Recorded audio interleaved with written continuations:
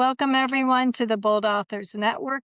Today, I am so excited because we have a very special presentation. Josette is with us. You may have met Josette, and she's been visiting our group, and she is going to be sharing with us her journey as a first time author. And she has a very, very interesting message. And that message is to begin before you're ready. And she's also going to teach us about what it means to be a fulfillionaire, right? So I'm very curious about what does it mean to be a fulfillionaire. Calvin and I wrote the book about being a billionaire, but I think fulfillionaire might have a completely different meaning beyond just the B's or the M's for the billions and the millions. So Josette, if you are ready, the microphone and the stage is all yours. Thank you so much, Kay, for having me here today. I'm a little bit nervous and excited and very, very thankful. I'm thankful for Calvin because Calvin is who connected me. I attended the session with Alan Roth, who's a scriptwriter. I'm also thankful for John and Gregory, which are here to support me. I didn't get the time to promote further. And so I will share my screen if that's okay. And you can feel free at the end to ask me. I am literally an open book. So slideshow, because that's all I've got in terms of technology at the moment. My name is Josette. You can call me Josette or Josie or whatever you like. In El Paso, they tend to say Josete, but that's okay. I will take it. And today, we will see about me a little bit because I think it's important to connect about the person before the work to better understand it. We'll talk about the writer. So that's my identity as a writer. And I have many other identities about my journey, what made me want to write and why I write the way that I do. A couple of lessons that I've learned along the way. And then specifically about my writing, that's when I will share the title of my books. And I will then dive into not yet a millionaire. We never know. We never know. I am heading that way, but I am a fulfillionaire, and I will explain what that means. This is Josette. Josette is very multifaceted. I am an artist. I paint. I am a model. I am a writer. I am a filmmaker. I am on many podcasts and I'm a medical researcher as well. But I'm also a clown, a bit of a clown. I like to keep things authentic and explain that beneath my work, there is a human being that is no more and no less than anybody else here.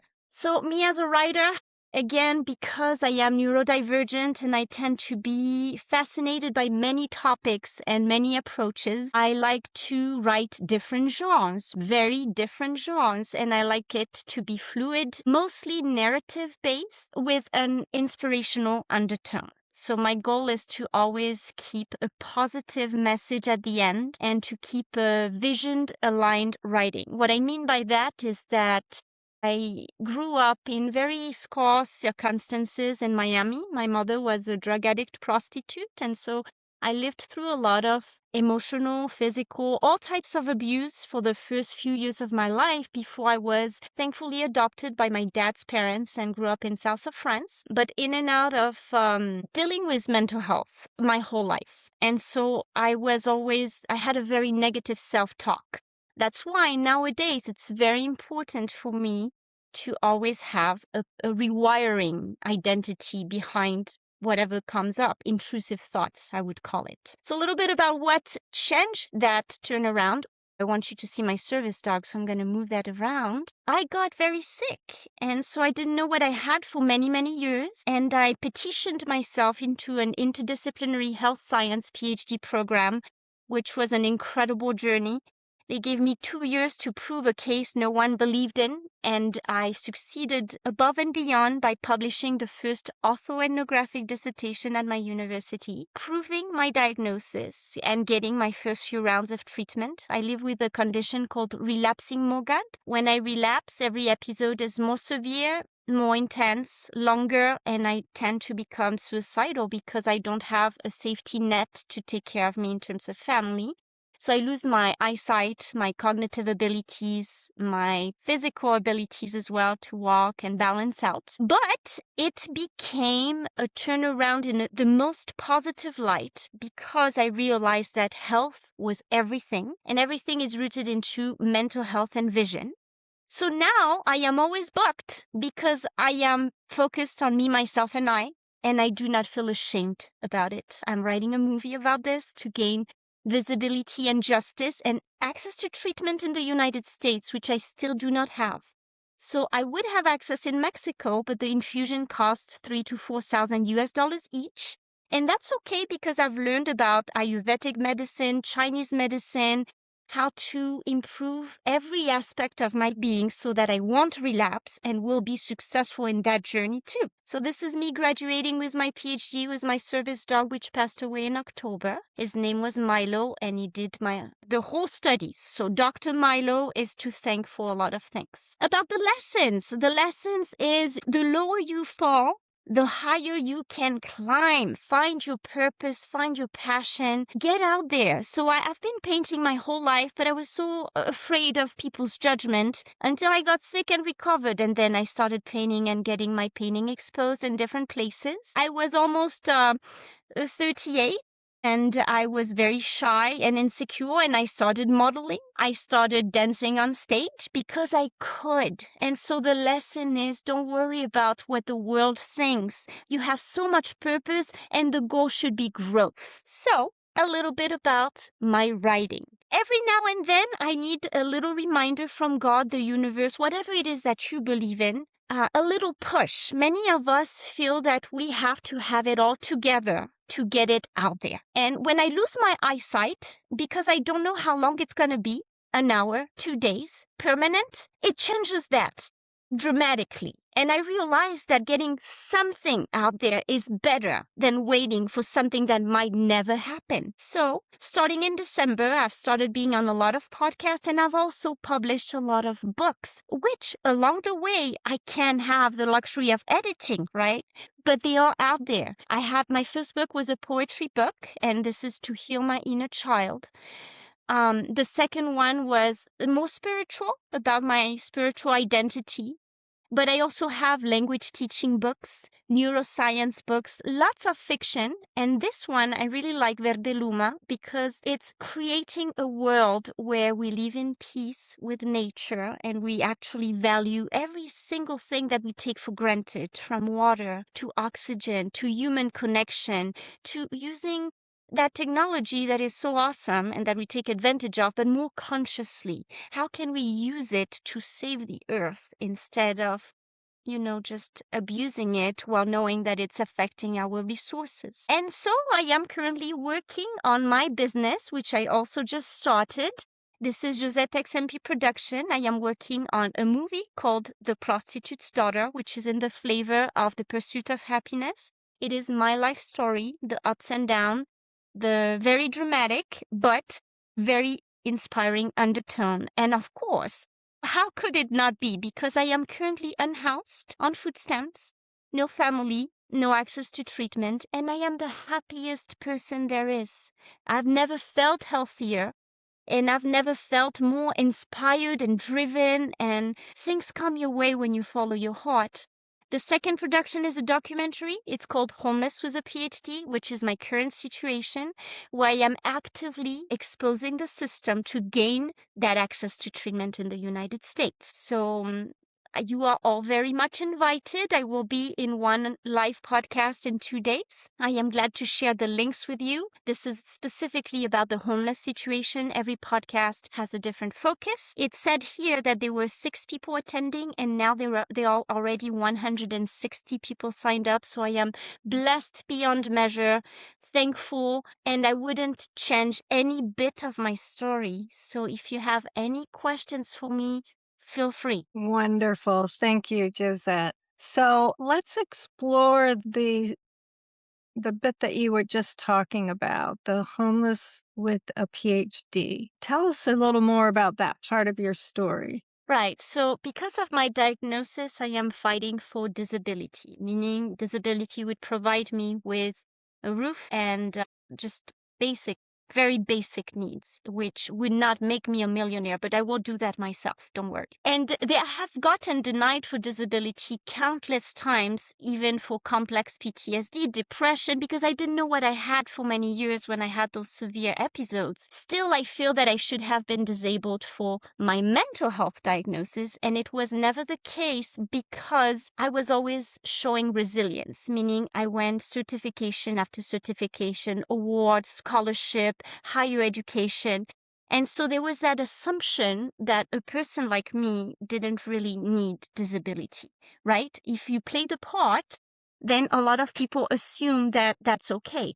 What they don't see beneath that is that I need 10 hours of deep sleep, 2 naps, a lot of meditation, and that my energy level seems to be fantastic because it is, but it is because I do the work. And the work is a 27 focus of being scheduled well and what I eat, what I think, what I do. And it is absolutely not worth it for me to relapse because, just to be clear, I am great now and I could have a fantastic job, potentially, probably leading to a relapse that I cannot afford to have. I don't have treatment.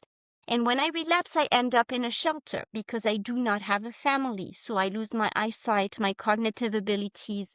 It's a whole agonizing bone pain at night. The illness itself is unlikely to kill me, but mental health due to it is very likely to kill me. I've gotten very close. Since the pain is neurological, nothing helps. And I am so thankful for it because I am happy now. I have built a community in El Paso. I couch surf. I take care of people's dogs. I take care of people's houses. I haven't actively been in a shelter for over 8 months because I have so much visibility now that people literally plan my next move for me, which I don't think I know anybody as blessed as I am, if that makes sense. A lot Yeah. of people don't have those luxuries. But you are an amazing, amazing person with the resilience and grit that you have. I'm actually a little speechless, like, I'm not quite sure what to ask or to say because what you are sharing with us, the vulnerability and the authenticity and your heart that you are sharing with us is very, very moving. I can't imagine the knowing that you have of your condition and what could trigger it and having and being denied disability that would help you. That seems so unjust, that that is something that needs to change, obviously. How do you, and maybe you said this and I missed it, but I'm just struck by how do you continue to proliferate with so many projects, and where does the PhD fit in? Is that something that you're actively working on at the time? Is that a goal? Is where does that fit into everything that you're doing? Thank you, Kate. My PhD, I graduated in 2024, and it was the first orthoethnographic dissertation, meaning that I studied my own medical case to get access to treatment in Mexico. Okay. And so I Yes. succeeded. And that's why now this is my okay, next step is how much noise do I need to make to gain access to treatment? Because in the United States, I would cost 100,000 a year in care and treatment, and the office do not want somebody like me with a large amount of debt and no family for something that has no cure to take care of me. That's why I was like, okay, if it's for me, the first thing that comes in, I tend to give up. Who would not? That's a lot of challenges. You settle for a man, you settle for a job, and well, if I relapse, I'll die of suicide. But I have learned to rewire my brain in such a way that my next question after the intrusive thought is, what would I tell my daughter if I had one? I would tell her to prioritize her health and her purpose. And so the purpose is justice for all. And this is such a meaningful journey that I have never been healthier. I've learned about nutrition and breath work and mindfulness, and I have gotten published in medical articles, and I'm still doing the research. So again, do it while you can. It's not about the end goal, it's about the journey. And that applies to your book writing, right? Some of you might feel like you have the luxury of improving things until you publish. I don't feel that. And I'm not telling you technically there is just one right way, but this is my right way. Right now, it's better out and to be improved along the way, to publish new editions than to wait because I don't know how long I have, right? To have my cognitive abilities, my eyesight. And my purpose is so big that I'm not afraid of anything because I'm fully following my heart. So that's when the fulfillionaire terms comes in. I feel so rich. I sleep on covers on the floor. This is where I sleep with my dog. And so many people feel sorry for me, but they also don't see that I'm privileged beyond measure, right? I am able-bodied. I am white. Right now, I'm able-bodied, and that's a privilege. I am white. I have an education. I am straight. I have a very large amount of support. And a lot of the ladies I've met in homeless shelters do not have any of those luxuries. They do not. So even if they tried reaching for help, the help they would get would be so minimal compared to mine that I don't feel entitled enough to give up. I cannot give up because this is so much bigger than me. So I feel beyond happy. I wake up every day dancing because I can. If there is a free event with professional dancers, I don't know how to dance, but I will get in the contest because I have no shame, because I can dance. And so no matter what it is, I feel like a child, but in the most positive light. And a lot of us have lost that connection to our inner child. That's my fulfillionaire journey right there. I'm a 40 years old child. You are so full of light, so Thank full you. of light and so full of love. It's really an honor for us to have you here. Natalie, do we have any questions in the chat box that we should go to? We did have one. Could you say the name of your medical condition? Again, a lot of people were interested in that and we missed the name of it. Yes, I will type it in the Okay. chat box. It's called relapsing Mogad. Okay. Thank you. And I have put some of your links in the chat too, so that people could click on them and follow you. And let's see, I'm looking through. It's in the PowerPoint. I can also share it in the chat box so you can all have my pictures, right? Because you like the pictures, right? Because I took the pictures. So I'll share the PowerPoint for everybody. You know what? That's I touched something. I don't know if I was able to upload it. I don't know how to do that actually. That's Maybe I okay. can send. Yeah, we'll pull your information and we've got it so everyone can connect with you. Absolutely. We've got that. Thank you. I apologize if I was a bit overwhelming. That's part of my neurodivergence. I don't necessarily notice. I get excited and then I don't notice that you are all gone in your minds. Okay, this is my excitement. I think, Josette, that we are pretty much hanging on every word that you're saying because your story is so touching and so amazing, really. I'm going to open it up. Does anyone have any questions that you want to ask, that you want to mute or unmute yourself? Yes, Anne. Josette, will you be making money from your screenplay or your documentary? Thank you, Anne. So the goal is to become a millionaire so I can save the world, right? So I have to have a lot of money, and that's part of homeless becoming millionaire journey. Yes, but because I have to pay the crew, I am starting backwards. So I have a large network on LinkedIn and I'm building my exposure. And then I will have a business bank account to crowdfund. That hasn't started yet. And I posted about this because to open a business bank account, you need a proof of address, which is part of the many, many challenges that you have when you are unhoused. I don't have a proof of address because I don't have bills or a car or anything. But all this is part of the documentary. So I was able to reach the CEO of the bank and I was like, how would you like to make it in my documentary? In a positive light or in a negative light? They will need my social worker to write a letter to provide proof that I have a PO box and I'm receiving services, but that will happen. And yes, I will become a millionaire. It's just not going to happen right away because the money has to go to the cent to paying the crew once it's raised. Well, I wish you the very best. You have such a positive attitude and your spirit shines through the grace that you have, and it's touching all of us, really. Thank you. Thank you so much. Josette, we did have one question in the chat talking about kind of funding your work. Have you thought of doing a Kickstarter? Yvonne was asking about that, if you've thought about doing that. Thank you, Yvonne. So yes, I'm gonna have to crowdfund through the business account that I'm working to get, like the journey I just mentioned. That money is not gonna go to me until the very end. So first I will have to pay the directors, the cinematographers, the editors, and at the end, fun story, I get paid as the producer, the script writer, the main actress in my own movie, and the first disabled homeless female producer, right? So that's gonna be big screen.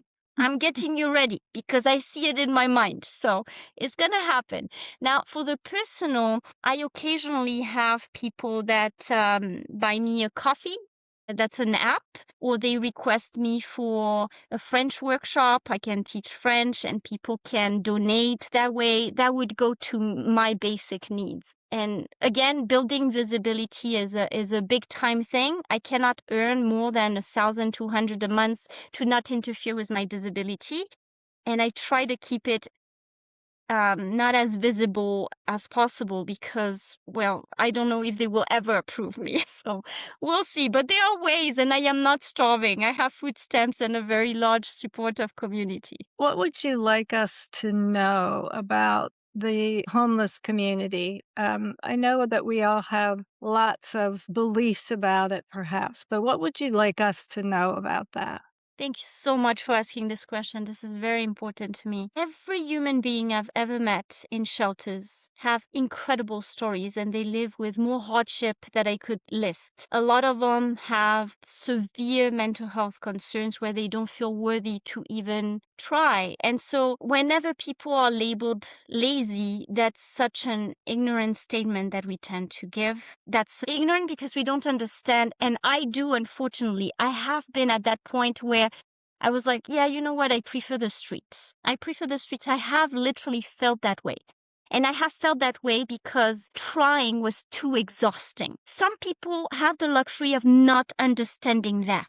And that's such the whole point. That's why people fall into addictions or they do prostitution for it's death on an installment plan because death is scary and we all want to survive, but then there's a mental health clash. People living with schizophrenia, they are my superheroes. I don't know how they keep on going at the street corners.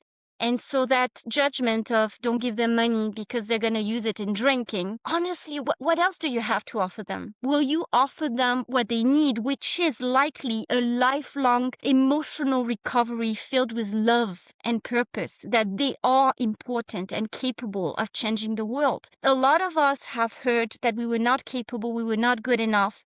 And it was so deeply ingrained into many of those people that why should they try? That's what they believe. So unless you are willing and able to take someone in fully, give them a room, healthy food, the love and the patience that they might need for years to recover from emotional trauma, then I would suggest trying to not judge. Those people are amazing, incredible heroes. And the support system is lacking massively. In homeless shelters, you have to line up until 6 p.m.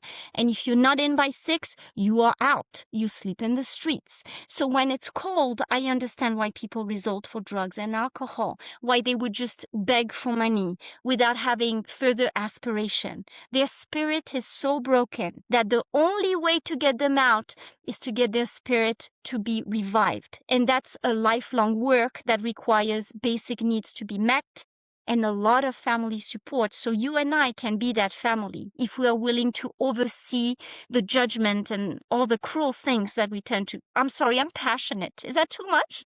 No, it's not too much. It's your passion is so moving. Gregory has a question, I think, but Yes, whenever Gregory. I didn't know if you were finished with that or not. Gregory, if you want to unmute yourself.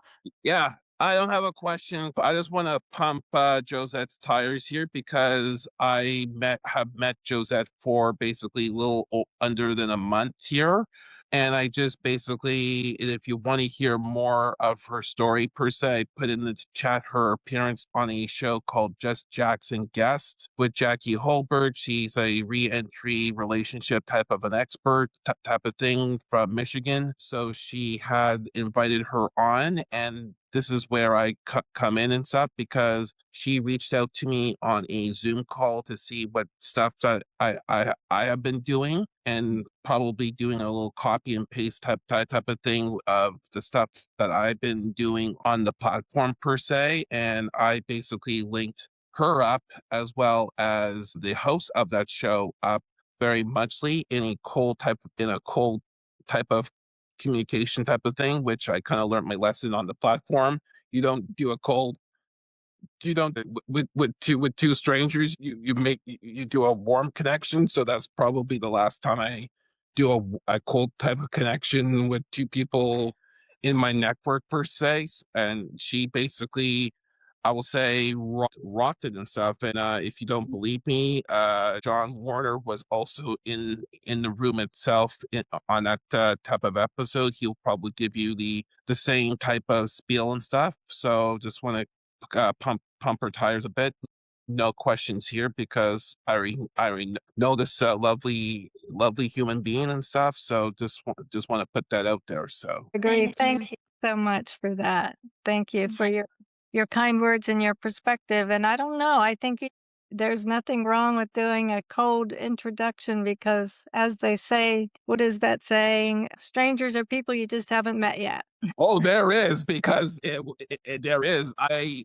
Yeah, that's why I learned my lesson too. From this point forward, straight warm introductions Yeah, to yeah. people that hardly met each other per se. Right. Well, In the words of Patrick Mahomes, Jackie thought I was a scam, so that's why it was like, that's why Oh, he mentions there is a better way, but it worked out because I still got on her show, and I'm thankful. yeah, yeah. Sharon, you have a question. Thanks.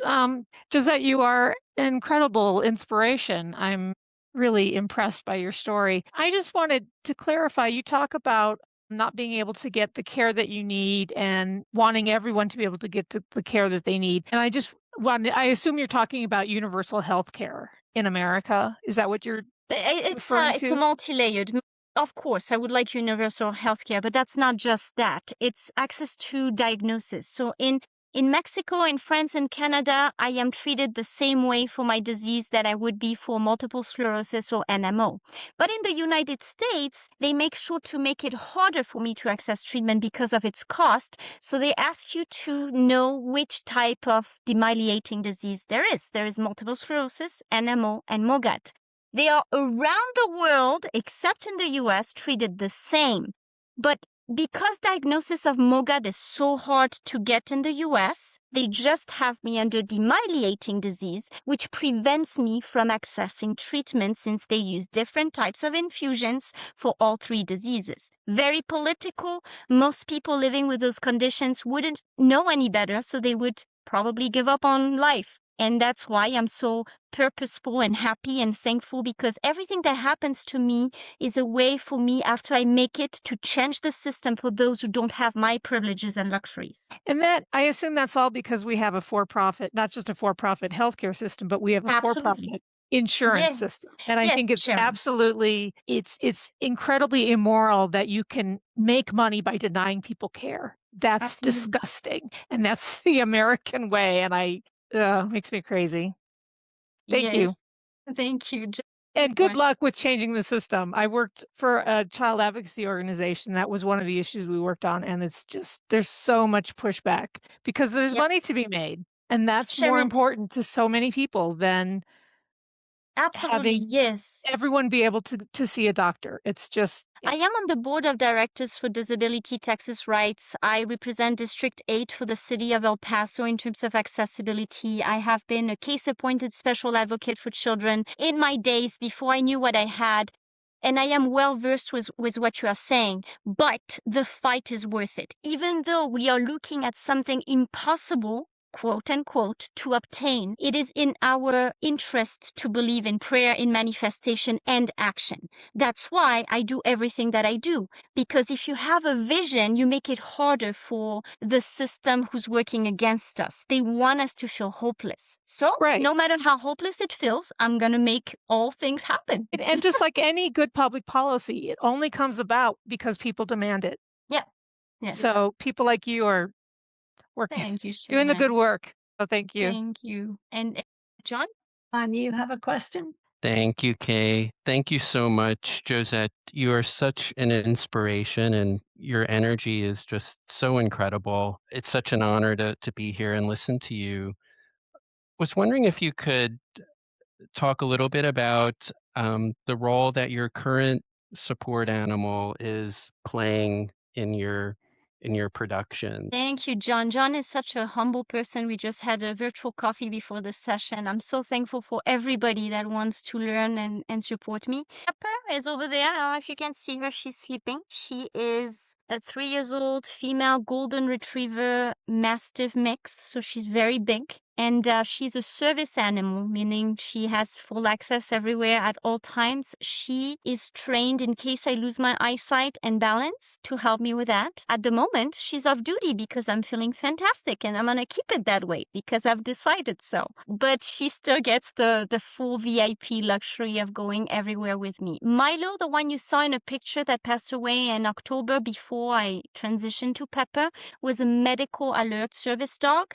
So he would alert people and me of my seizures before I had any symptoms. About 20 minutes before I had seizures, he would know and alert people. So he lived his whole life, very spoiled, first PhD service dog at my university, so he made the news. And I love animals, all of them. Cats, birds, butterflies. I feel that they are so much wiser than we are, and we put so much weight into what we call intelligence, which is actually trivial and competitive, and it makes us move away from wisdom that animals have. Thank you. Thank you, Josette. And I can also give a +1 to what Gregory mentioned earlier.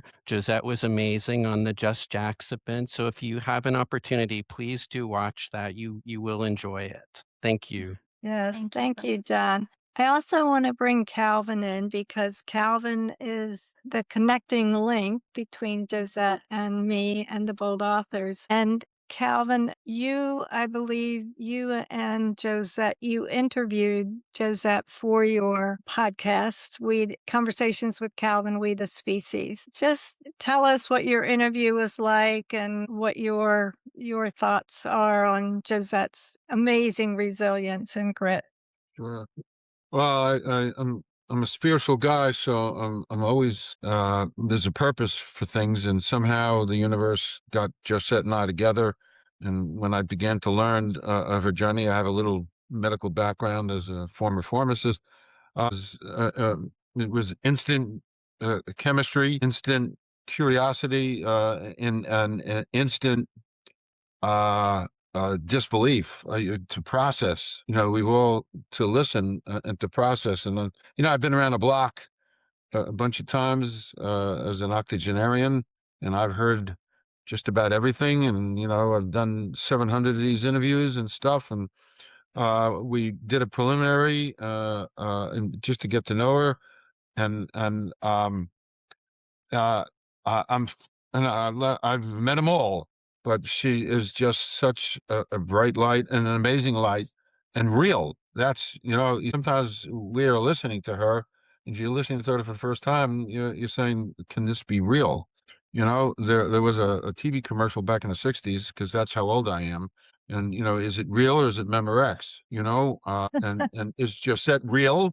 Or is it Memorex? And she's real. So we spent almost an hour doing a wonderful, amazing interview, and it's interesting because my mind is like firing away now. Um, she and I wrote a book together about things I learned from the billionaire, and one of the chapters is, and I'm talking to you, Gisette, your message, your message, in order from the billionaire himself, brilliant man. Your message has got to get out 10 times, because the area between the two earlobes is a very fickle area, and things can go in one ear and visually and out the other ear, and they just go. But on that 10th passage, give or take, it gets stuck in the cerebral, I call it cerebral quicksand. And the more I listen to Gisette, and I'm still listening, it's starting to get stuck, and to realize her journey and her energy and her spirit. And I promote that interview, and actually, for what it's worth, the FWIW, the Light the light bulb went off. I just started with Kay's guidance, a LinkedIn newsletter, and I decided to feature a person, each week. And just said, I'm going to feature you, and it's got high visibility. This newsletter, I never dreamt that I got 2,000 impressions, on LinkedIn. So that's not chopped liver. That's some serious stuff. So anyway, I told you, Seth, a long time ago, I'm on a team, whatever I can do, because I'm a believer. And that was a Monkees song, something like I'm a believer. So I'm a believer. She's just quite remarkable and amazing. Thank you, Calvin. Thank you so much. Josette, it's been amazing to have you here. I'm so grateful for your resilience in getting your message out time after time after time. I hope that we can all support Josette in her mission, in her belief in becoming a fullionaire. I truly believe, Josette, that you will do it. You will absolutely do it. And anything that we can do to support you, if you want to put any of those apps in the chat box, I know that we would love to help you in any way possible. You are truly a gem. You are the light in the world today. And I just want to thank you for sharing your story so openly with all of us. Thank you so very much. It was amazing. Calvin, I'm forever thankful. Gregory, John, and everybody here that I would love to schedule a virtual coffee to get to know you, probably with 2 weeks in advance because my schedule is a lot of mindfulness. Thank you so much, everybody. And so the last thing that we do, we are coming up on the top of the hour. We will do mic drop moments. And mic drop moments, for those of you who are new with us today, are those aha moments, those takeaways, those key takeaways that you have for today. And that lets us know what rose to the top today in terms of what you were most aware of and most grateful for. It also helps Josette and our speakers understand what landed for everyone as well. It also helps you because when you think about what you learned today and what you're grateful for and what stuck with you, that actually imprints in your brain even more. So I'm going to call on 4 people, and I'm going to start with Kathy, and then I'm going to go to William, or AKA Bill, to Bill, and then Lisa and Natalie. Okay, well, thank you so much. That was very interesting and very inspiring. And I guess my mic drop moment was just always the power of the spirit is so strong, and just the power of having a purpose. You mentioned purpose a lot, and that really stuck with me